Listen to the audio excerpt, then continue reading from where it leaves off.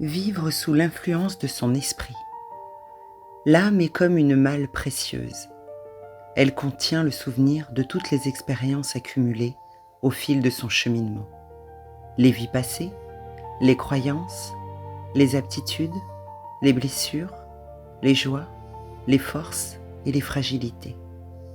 Elle porte en elle tout ce qui a été appris et tout ce qui reste encore à transmuter. L'âme est le lien vivant entre le corps et l'esprit. Pour évoluer, grandir, créer et manifester dans le monde de la matière, elle a besoin d'un corps physique.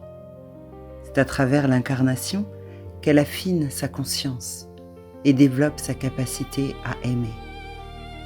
L'esprit, quant à lui, est l'essence même de la lumière, de l'amour et de la vérité.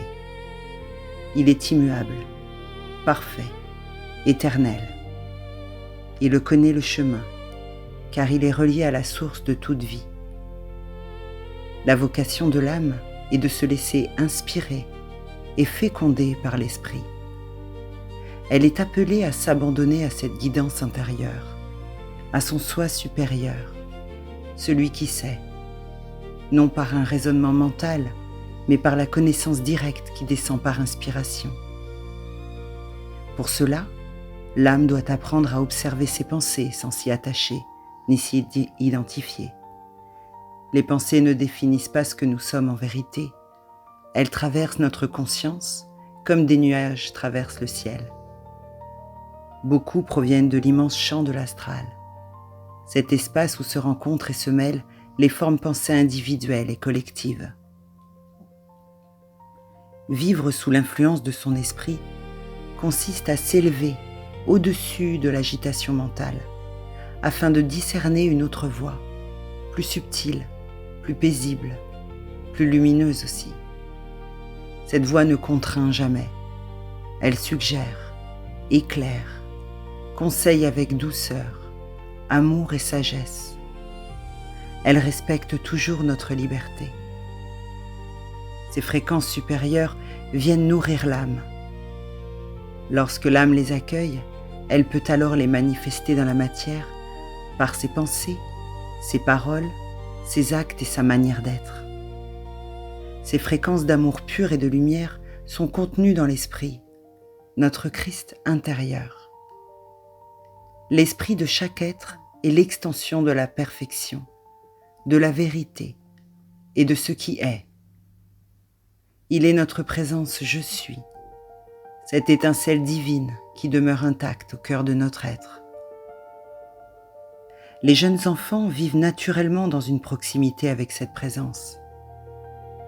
Avant que les conditionnements, les peurs, les croyances limitantes et l'identification au personnage ne prennent progressivement le dessus, ils demeurent spontanément reliés à leur esprit. Cette connexion est un trésor qu'il est essentiel de préserver. Plus que leur apprendre à devenir quelqu'un, il est important de les aider à rester en lien avec ce qu'ils sont et ce qu'ils ressentent profondément, en cultivant le silence intérieur, l'émerveillement, l'écoute du cœur, la confiance en eux et l'amour. Une éducation qui nourrit cette relation à l'esprit permet à l'enfant de grandir sans perdre le contact avec sa véritable nature. L'éducation spirituelle ne consiste pas à créer la connexion avec l'esprit, mais à éviter qu'elle ne soit oubliée. Les enfants semblent souvent vivre avec une grande spontanéité, une intuition et une ouverture du cœur naturelle et spontanée.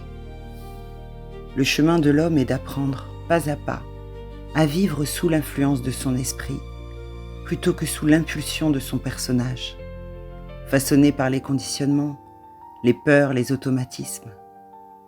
Plus nous laissons l'esprit guider notre âme, plus notre vie devient le reflet de l'amour, de la paix, de la sagesse et de la vérité. C'est ainsi que l'être humain retrouve progressivement sa véritable nature et devient sur la terre un vivant témoin de la lumière.